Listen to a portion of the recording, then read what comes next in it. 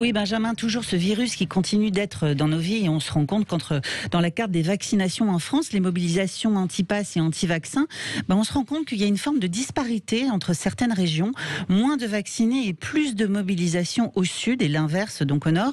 Un exemple en chiffres, 73% ont reçu au moins une dose en Bretagne, 65% en Corse. C'est la question qu'on vous pose ce matin. Est-on plus frondeur au sud qu'au nord? N'hésitez pas à réagir donc sur notre compte Twitter ou au standard au 0826 300 300.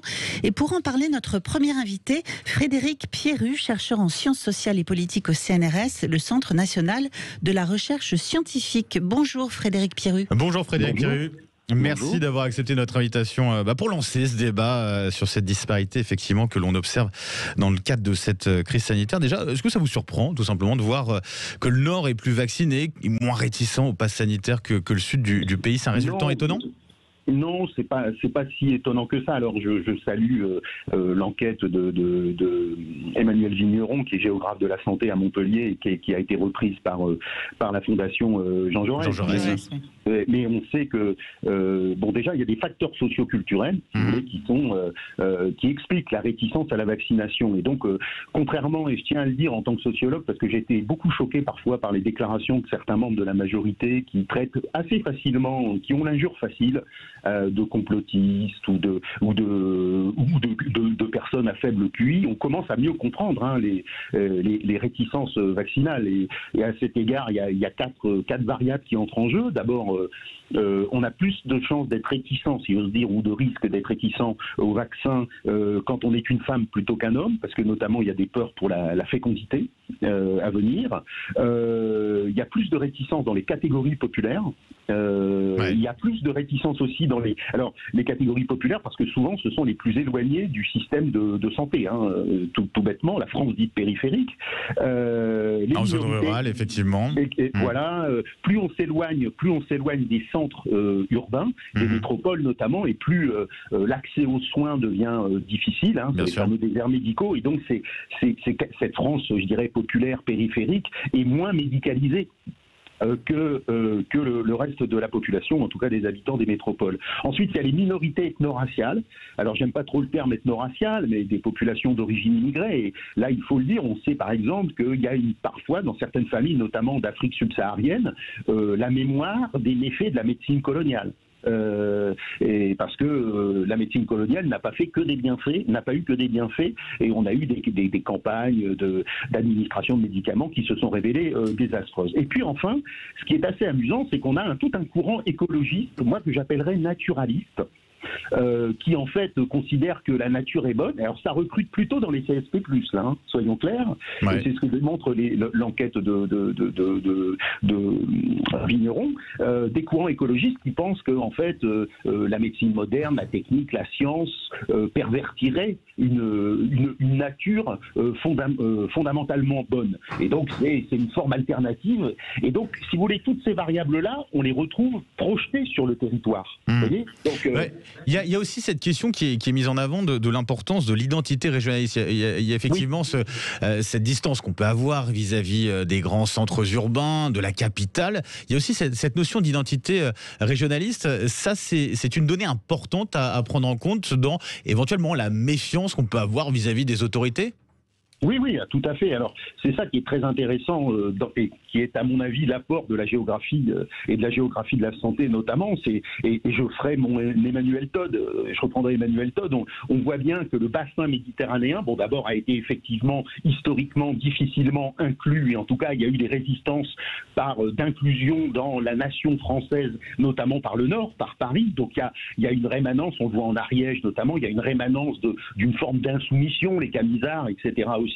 Donc il y a ça, et donc effectivement toute cette zone du bassin méditerranéen est historiquement... La notion de résistance est importante, un mot important en tout cas. globalement dans le sud. Ou d'insoumission. C'est pas par hasard d'ailleurs qu'il y a 2 députés insoumis qui viennent d'Ariège, par exemple. Donc il y a effectivement une sorte de méfiance historique, et pas seulement entre Marseille et Paris, qui s'est vue au moment de l'affaire de l'hydroxychloroquine et de Didier Raoult. Mais effectivement, il y a en quelque sorte l'histoire se rappelle via la géographie, se rappelle aux décideurs et notamment à ceux qui décident des politiques de santé. À l'inverse, et vous citiez la Bretagne, puisque j'y suis, et on voit bien que tout le front, je dirais atlantique, c'est ce que Emmanuel Todd appelle les régions de catholiques zombies, c'est-à-dire où le catholicisme a été fortement implanté, où qui est peu souffert de la crise économique, où il y a peu de chômage, etc., qui sont des zones plutôt dynamiques sur le plan économique. Et là, effectivement, on a une vision un peu plus, je dirais, légitimiste et hiérarchique, et donc on se plie plus volontiers, si vous voulez, aux injonctions du centre. Donc en fait, on retrouve, si vous voulez, la carte aussi d'Emmanuel Todd, les cartes anthropologiques d'Emmanuel Todd entre des régions qui sont, je dirais, à valeur égalitariste. Et effectivement, votre auditeur avait parfaitement raison quand il a dit c'est la Marseillaise. C'est quand même la zone qui a fait la Révolution française aussi. Les colonnes qui remontaient du sud de la France vers Paris pour faire la Révolution française. Et puis un pourtour, une France périphérique. Enfin, alors là, pour le coup, c'est pas populaire au sens, mais périphérique au sens bassin atlantique, la Vendée, etc., qui était beaucoup plus catholique et en quelque sorte beaucoup plus encline à obéir aux injonctions du centre. Frédéric Pierreux, d'une question, parce que vous parliez notamment du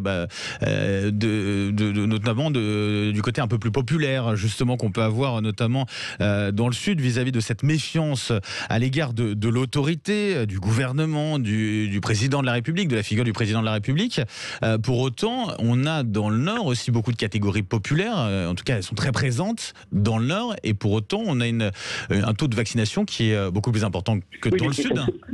C'est là justement où il faut combiner les variables en fait. C'est-à-dire que c'est pas si vous voulez, c'est comme quand je citais les femmes, les CSP-, les minorités ethno-raciales, les 4 variables écologiques. Si vous voulez, tout ça se combine aussi à des identités territoriales fortes. Donc ça explique, si vous voulez, que parce que quand même les différences sont, je crois que c'était 73% pour la Bretagne et 65%, je sais plus, j'ai entendu un autre. C'est 73% pour vous dire pour la Bretagne, 74% pour la Normandie, et alors on est à 65% du côté de la Corse, 66% pour la région PACA.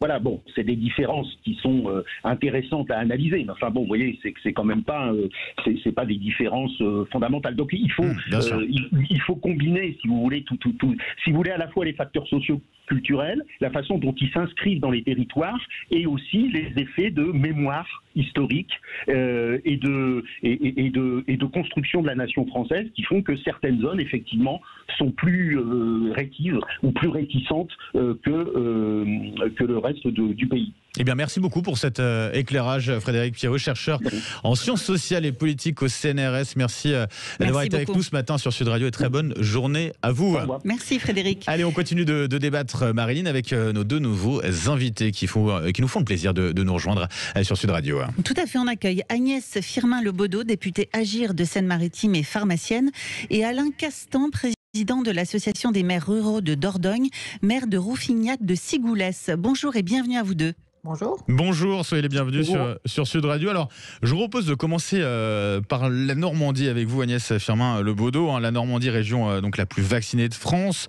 On le disait à l'instant, 74% des Normands qui ont reçu au moins une dose, contre par exemple 68% pour ce qui est de la moyenne nationale. Comment vous expliquez ces chiffres dans votre région ? Écoutez, tout d'abord, je m'en félicite et je vais revenir au sujet de la question qui a été les frondeurs. Je pense que pour la crise sanitaire, moi je suis assez d'accord avec vos auditeurs qui s'interrogent sur le sens de votre question. Je pense qu'il faut plutôt parler d'unité nationale, c'est le sens en tout cas de ce que nous devons faire, et parler plutôt de disparité régionale, mais qui peuvent s'expliquer par ce que vient de dire le sociologue Frédéric Pierreux, mais aussi par des difficultés pour des régions plus rurales d'avoir accès aux vaccins. Sur la question de cette campagne de vaccination, la région la plus vaccinée, mais bon. Et cette campagne de vaccination, en tout cas, qui a très bien débuté, qui s'est accélérée, qui allait plus vite qu'ailleurs, finalement, du côté de la Normandie. Vous avez des raisons à cela? Vous y avez réfléchi, justement? Vous comprenez ceci? Écoutez, moi je pense que tout d'abord, la Normandie a participé, notamment dès le mois de décembre, à la campagne de tests de dépistage massive. Donc peut-être déjà une petite habitude pour nos concitoyens de participer à cela. Une profonde coordination entre les acteurs de santé de ville, l'ARS et les collectivités, et peut-être une accessibilité à la vaccination qui a été rendue plus facile dès le début de l'autorisation vaccinale et du développement de la vaccination. Et donc le aller vers et la facilité d'accès à la vaccination a sans doute été un des facteurs qui aujourd'hui permet à la Normandie d'être la région la plus vaccinée de France. Vous avez raison de le signaler, on va le préciser d'ailleurs. L'idée de ce débat, c'est pas de stigmatiser tel ou tel territoire. Effectivement, c'est plus d'essayer de comprendre ce qu'il y a justement de manière plus profonde par rapport à ce phénomène qu'on peut découvrir et qui est pas énorme effectivement de différence entre le nord et le sud, mais qui peuvent interroger. Alain Castan, vous êtes maire de Rouffignac de Sigoulès, président de l'association des maires ruraux de Dordogne, le département en l'occurrence le moins vacciné de Nouvelle-Aquitaine. Tout simplement, quelle raison vous pouvez apporter selon vous à ce constat, au fait que il y a légèrement moins de personnes vaccinées dans ce département de la Dordogne? Mais d'abord, bonjour. C'est vrai que la question est posée, a été très bien posée par le sociologue. Nous, on est un des plus gros départements, des plus grands territoires, en termes de territoire. La Dordogne est un des plus grands de France, donc très rural. C'est vrai qu'on est en train, de payer un petit peu tout ce qui se passe depuis des années, parce que ça reste pas dû à ce gouvernement, mais aux autres. Et c'est vrai que la ruralité a été longtemps oubliée par nos gouvernants. Et c'est un des résultats, parce que moi je rapprocherais ça, alors bien sûr on a fait tout ce qu'il fallait pour que les gens se vaccinent, mais bon, ils ne sentent pas le danger de cette santé publique qui est obligatoire, qui est primordiale. Je le compare un peu à ce qui se passe au niveau des élections, des abstentions. On voit que le monde rural vote beaucoup aujourd'hui sur les extrêmes, mais moi je fais le copier-coller sur la vaccination. Ce sont ces gens-là qui, en définitive, je les connais, moi dans ma commune, je les connais ces gens-là, et je sais pourquoi ils ne veulent pas se vacciner. Ce qu'ils ne se rendent pas compte, c'est que c'est pour leur santé, c'est pour la santé des autres. Et ça, c'est encore plus grave. Donc, quand vous dites que vous savez pourquoi ils ne veulent pas se faire vacciner, c'est quoi notamment que vous entendez ? Ils n'ont pas confiance. Ils n'ont pas confiance au vaccin, ils n'ont pas confiance au gouvernement. Enfin, ce que disent le gouvernement, ça va même plus loin. Ils n'ont pas confiance à tous ces professeurs qui passent sur les réseaux et qui racontent chacun leur version. Donc, elles ne sont pas toujours en adéquation par rapport à ce qu'il faudrait. Et bien sûr, il y a aussi le manque de moyens. Je voudrais vous rappeler quand même qu'on a énormément de services publics qui ont disparu et un des principaux depuis très longtemps, c'était, moi je me rappelle, je suis quand même âgé, il existait dans toutes les communes des dispensaires. Ces dispensaires ont donné les vaccins gratuitement. Tout ça, on ne l'a plus. Et c'est vrai que je vois, moi, l'hôpital aujourd'hui de Sarlat et de Bergerac, on sont en grande difficulté avec les médecins et on risque d'avoir des urgences qui ferment. Alors, vous imaginez les conséquences pour la santé, pour la vaccination.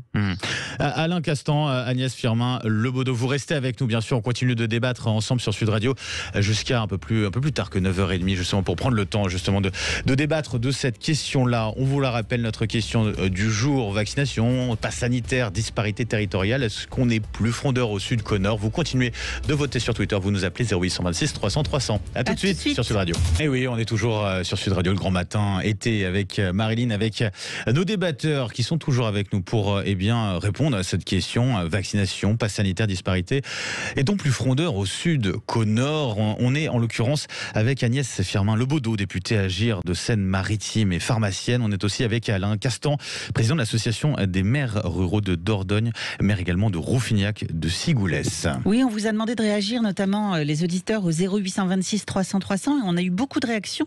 Et notamment, on a un auditeur au standard, Mohamed de Perpignan, qui souhaitait réagir sur ce sujet. Bonjour Mohamed. Bonjour Mohamed, bienvenue. Oui, bonjour à vous, bonjour à vous invités, aux auditeurs. Voilà, hier, justement, ça tombe bien parce qu'hier, j'ai cherché à faire vacciner ma mère qui a 87 ans. Jusqu'à maintenant, on n'a pas pu le faire.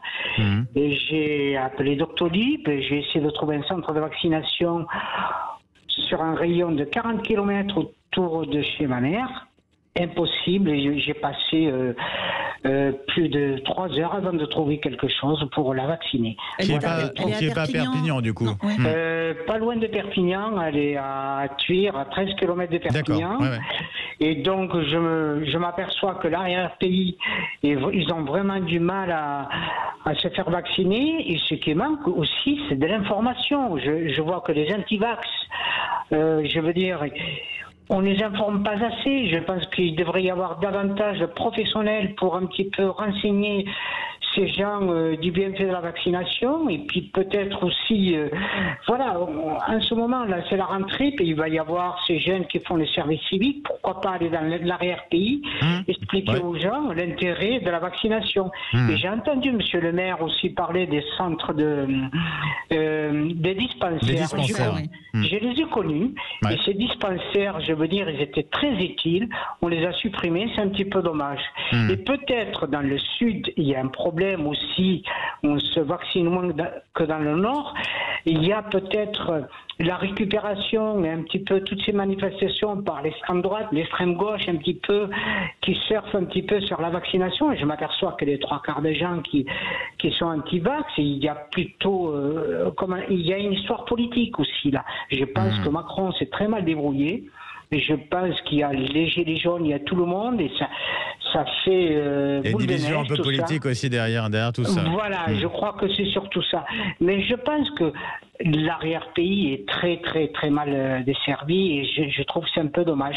Repenser à ces histoires de dispensaires, et peut-être les professionnels aussi s'investir davantage. Juste une dernière proposition. Allez-y, Mohamed, on voit dans tous les partis politiques, de droite ou de gauche, vous avez des scientifiques, vous avez des chercheurs qui travaillent sur ce dossier, et pourquoi pas les réunir, mais sans les hommes politiques, assez scientifiques sur un plateau, de droite, de gauche, du centre, extrême droite, extrême gauche, et qui nous disent la vérité. Là, ils sont entre professionnels, ils peuvent pas nous mentir. J'aimerais bien qu'une chaîne de télé mais ou vous qu'une savez radio que puisse là-dessus, le faire. le problème, c'est que nous, on essaye de faire notre travail aussi de journaliste. Faut avouer, c'est compliqué, et pourtant, on lit beaucoup d'études, on lit beaucoup de documents, on y passe des heures, et c'est vrai qu'il y a encore beaucoup de sujets sur ce Covid-19 où on n'a pas toutes les clés. Voilà, on vous le dit honnêtement. Donc, même si on fait en tout cas, je peux vous l'assurer, notre maximum. Merci beaucoup en tout cas, Mohamed. Merci Mohamed d'avoir été avec nous